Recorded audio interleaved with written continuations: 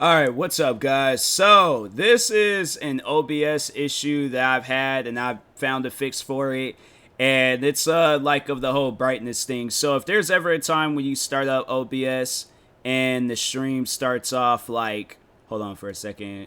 If it starts off like that bright for no reason, this is how you fix it. So obviously, yeah, go through. All right, so let me just cancel out all this stuff real quick. So what you're going to want to do is go ahead, double click video capture device. You're going to want to come over to configure video, come over to camera control, and then put it on whichever you prefer. You could put it on -7. I always like to have it on like -6, but put it on that.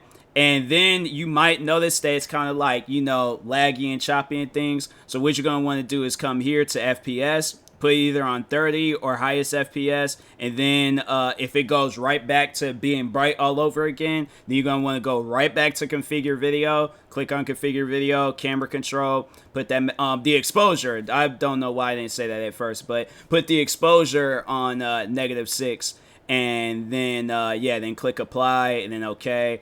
And yeah, after that, honestly, it should work.